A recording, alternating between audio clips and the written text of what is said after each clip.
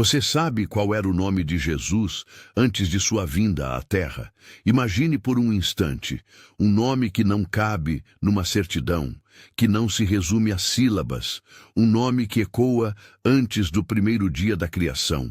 Seria esse nome diferente do que pronunciamos hoje nas nossas orações? Vamos caminhar por essa pergunta com cuidado, olhando para as Escrituras, para a língua e para a fé que sustenta a Igreja desde o começo. Antes de seguir, deixa eu te dizer uma coisa rápida. Se esse tema toca seu coração, inscreva-se no canal para não perder as próximas reflexões sobre os grandes mistérios da fé. Fica comigo até o fim. Há uma prática simples que pode transformar a maneira como você ora. Quando lemos o Evangelho de João, encontramos uma declaração que muda tudo. No princípio era o Verbo, e o Verbo estava com Deus, e o Verbo era Deus. João 1:1. A palavra traduzida por verbo vem do grego logos. Logos não é apenas palavra no sentido de som. É princípio, razão, aquela realidade que comunica e sustenta o cosmos. João está dizendo, aquele que criou o mundo e falou a existência das coisas, ele mesmo existia antes de toda criatura. Não era um nome humano como os nossos, mas uma pessoa eterna que se revelou por títulos, por ações e por nomes teológicos que apontam para sua natureza. Na cultura bíblica, nome não é rótulo vazio. Nome revela caráter, missão e destino. Quando Deus dá um nome a alguém, está dizendo quem aquela pessoa é em sua história. Pense em Abraão. De Abrão, pai exaltado. Passou a Abraão, pai de multidões, depois que Deus mudou sua vocação. Pense em Israel, nome carregado de promessa. Assim, perguntar qual era o nome de Jesus antes de nascer em Belém já pressupõe um entendimento bíblico. O nome de alguém no céu revela sua identidade e propósito. O nome que conhecemos por Jesus vem do hebraico aramaico Yeshua, forma contraída de Yehoshua, Josué. Yeshua significa, de modo geral, Yahvé salva, ou Yahvé é salvação. Quando os autores do Novo Testamento usam o nome Jesus, não estão apenas chamando por uma etiqueta sonora, estão afirmando que na pessoa de Jesus, a salvação de Deus se torna presente. Em Atos e nas Epístolas, essa conexão entre nome e obra aparece repetidas vezes. Invocar o nome do Senhor é invocar a realidade de salvação que Deus oferece. Romanos 10:13. Mas e antes da encarnação? É aqui que a pergunta do título encontra sua resposta teológica. Antes de nascer em Belém, a pessoa que veio a ser chamada Jesus era conhecida pelas Escrituras como o Logos, o Senhor dos Exércitos, o Eu Sou, o Soberano. Termos que no Antigo Testamento denunciam a divindade do Deus de Israel. Quando João diz que o Logos se fez carne, João 1,14, ele está dizendo que o Eterno, antes referido por títulos e nomes sagrados, assumiu a natureza humana e recebeu o nome humano Yeshua. Ou seja, não existia um outro nome pessoal escondido nos céus. Existia uma pessoa eterna, descrita por títulos que expressam sua essência e sua ação. Vejamos alguns textos que nos ajudam a ligar essas pontas. Em João 8,58, Jesus diz, em verdade vos digo, antes que Abraão existisse, eu sou. Essa afirmação contempla um verbo em primeira pessoa do singular com uma identidade que remete ao eu sou, revelado a Moisés em Êxodo 3, quando Deus se identifica, eu sou o que sou, ou eu sou. Na tradição judaica, aquele nome, o tetragrama YHWH, é a designação mais própria de Deus. Quando Jesus usa eu sou, de forma absoluta, os ouvintes entenderam que ele estava reivindicando a mesma identidade divina que a revelação mosaica atribui ao Senhor. Os apóstolos e os escritos do Novo Testamento, por sua vez, não hesitam em aplicar textos do Antigo Testamento a Jesus. Vários salmos e profecias que originalmente descrevem YHWH são lidos cristologicamente pelos escritores neotestamentários. Deuteronômio 18, 18, 19, que fala de um profeta que Deus levantará, é reinterpretado na tradição cristã como referência ao Messias, que seria semelhante a Moisés. E os autores do Novo Testamento veem essa promessa cumprida em Jesus. Em Colossenses 2, 9, lemos que em Jesus habita corporalmente toda a plenitude da divindade.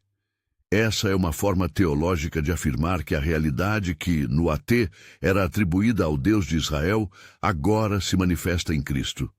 Portanto, antes da encarnação, ele era conhecido, de acordo com as Escrituras, através de títulos divinos que expressam essência, não por um nome humano distinto. É comum também associarmos o invocar do nome de Jesus com autoridade e poder. Os Atos dos Apóstolos ilustram isso de forma vívida. Em Atos 3, Pedro e João encontram um homem aleijado e, em nome de Jesus Cristo de Nazaré, Pedro o cura. Pedro declara: "Não tenho prata nem ouro, mas aquilo que tenho, isso te dou. Em nome de Jesus Cristo de Nazaré, levanta-te e anda." Atos 3, 6. A narrativa mostra que o nome invocado não é uma fórmula mágica, mas a presença e a autoridade daquela pessoa histórica que o Pai ressuscitou e glorificou. O poder que acompanha o nome funciona dentro da obra salvífica e da vontade de Deus, não por repetição de sílabas, mas por fé na pessoa que o nome aponta. Jesus mesmo prometeu que as orações em seu nome teriam eficácia quando atreladas ao Filho e ao Pai. E tudo quanto pedirdes em meu nome, eu o farei, para que o Pai seja glorificado no Filho. João 14, 13. Noutra ocasião, ele lembra aos discípulos que se pedirem ao Pai em seu nome, receberão. João 16, 23, 24. Perceba a nuance. Pedir em seu nome é conjugar nossa súplica à sua vontade e autoridade. É reconhecer que o que pedimos corresponde àquilo que o Pai e o Filho desejam realizar. Não é mágica, é comunhão com o propósito redentor de Deus. Agora, acerca do tetragrama, as 4 letras que formam o nome de Deus em hebraico, YHWH, é preciso cuidado. Alguns estudiosos e tradições devocionais buscam conexões entre o tetragrama e o nome Yeshua, explorando afinidades linguísticas e teológicas. Pensa-se, por exemplo, que Yeshua incorpora o elemento divino Yah, ou Yeh, abreviação de Yahweh, de modo que Yeshua significa literalmente Yahweh salva. Isso não quer dizer que Yeshua contém o tetragrama como um objeto escondido. Significa que, na pessoa do Filho encarnado, a ação salvadora de Yahweh se realiza concretamente. Há também leituras criativas que usam formas antigas das letras hebraicas, pictogramas, para contemplar imagens simbólicas relacionadas à cruz e à redenção. Essas leituras podem ser belas e espiritualmente frutíferas, mas devem ser apresentadas como interpretações devocionais, não como provas filológicas ou conclusões históricas inabaláveis. A língua hebraica e o contexto semítico ajudam a entender por que os nomes têm força. Na mentalidade bíblica, dar nome é participar na criação. Adão nomeou os animais, um ato que expressa autoridade e conhecimento. O próprio ato criador de Deus, em Gênesis 1, tem o verbo divino que fala e faz brotar a realidade. O Logos joanino é, portanto, o agente que dá significado às coisas. Quando esse Logos se encarna, recebe um nome humano que comunica sua missão: salvar o povo do pecado.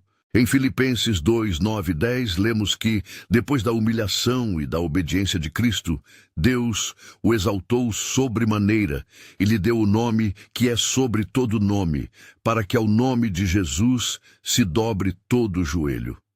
Aqui aparece a união entre a vocação de Yeshua e a honra devida ao Senhor do Universo.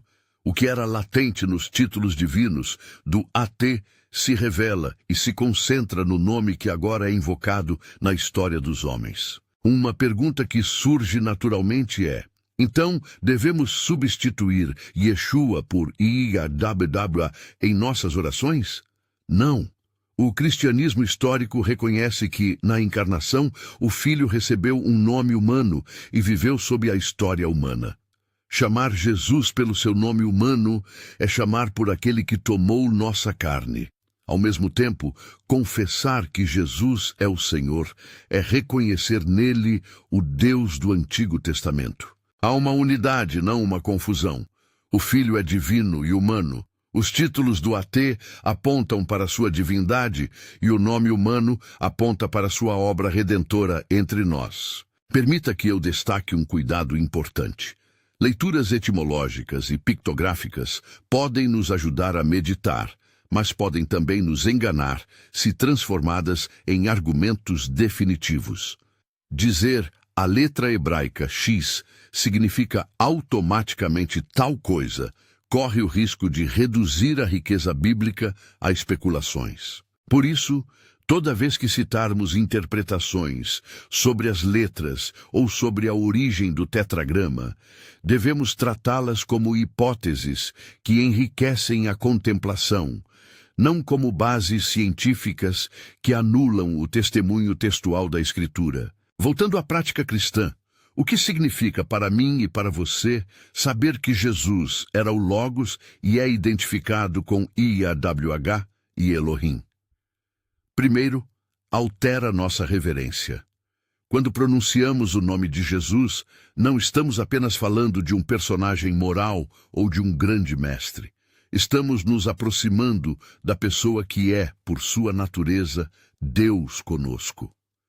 Essa percepção deve temperar nossas palavras com respeito e nossa fé com humildade. Segundo, dá fundamento à confiança. A salvação é obra de Deus e o nome de Jesus resume essa obra. Quando oramos em nome de Jesus, reconhecemos que a ação de Deus opera em nós pela presença do Cristo ressuscitado. Mas isso não nos dá carte blanche para transformar a pronúncia de um nome em garantia de resultados automáticos. A fé cristã entende que os milagres e as bênçãos acontecem segundo a vontade soberana de Deus e em conexão com a fé, arrependimento e santificação da pessoa que ora.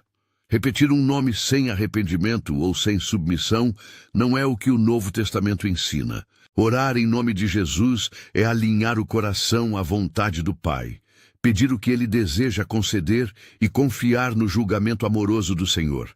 Há ainda uma dimensão missional.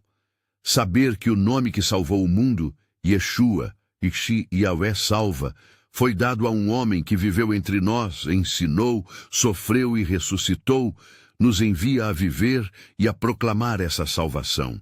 Na prática, isso altera como nos relacionamos com o próximo. Invocar o nome de Jesus é levar cura, reconciliação e anúncio. Em Atos, quando Pedro cura o coxo, a explicação não é esotérica. É que a comunidade está chamada a agir no poder do ressuscitado. Assim, a autoridade do nome é mediada por vidas submetidas ao Senhor. Quero agora trazer à tona algumas imagens que podem ajudar seu coração a gravar essa verdade. Imagine o céu como uma sala onde o nome Logos é pronunciado com tudo o que ele significa: sabedoria, razão, criação. Imagine o Antigo Testamento como um conjunto de espelhos, cada um refletindo um ângulo do caráter de Deus: santidade, justiça, misericórdia, e cada espelho aponta, de alguma forma, para a pessoa que viria. Então imagine a encarnação como um momento em que o espelho deixa de refletir e se faz rosto. O Logos assume carne, e o nome humano, Yeshua, é o modo pelo qual esse rosto se apresenta aos olhos dos homens. Não é um novo nome divino substituindo o pré-existente. É a manifestação do Deus eterno em uma história concreta. Algumas implicações práticas e passos que você pode considerar a partir dessa reflexão. Quando orar, lembre-se de que pronunciar Jesus é chamar por aquele que é Deus conosco. Faça disso um ato de reverência. Ao pedir algo em nome de Jesus, acrescente ao pedido algum desejo de que a vontade de Deus seja feita, perguntar: Senhor, se for da tua vontade, permite, alinhando sua súplica à vontade do Pai. Ao enfrentar medo ou opressão, recorde-se de que o nome que você invoca remete àquele que venceu o pecado e a morte. Clame por libertação com fé, mas também com compromisso de obediência. E ao compartilhar sua fé, explique que chamar por Jesus é reconhecer sua identidade como Senhor e Salvador, não apenas usar uma fórmula. Agora, de forma prática e simples, clame por Jesus quando estiver aflito. Diga: Yeshua, salva-me, quando seu coração estiver quebrantado. Invoque o nome com a convicção de que ele aponta para a ação de Deus. Faça isso com confiança, mas também com humildade, sabendo que o agir de Deus se dá segundo sua sabedoria e seu amor soberano. Essa é a vida cristã, oração confiante que respeita a vontade do Pai. Chegamos então à resposta direta à pergunta do título. Antes de vir à Terra, Jesus não era conhecido por um outro nome pessoal, diferente do Logos ou do termo divino aplicado a ele. A Escritura apresenta o Filho como o Logos pré-existente, identificado com a própria divindade do AT, os títulos Ikabu, Ka e Elohim.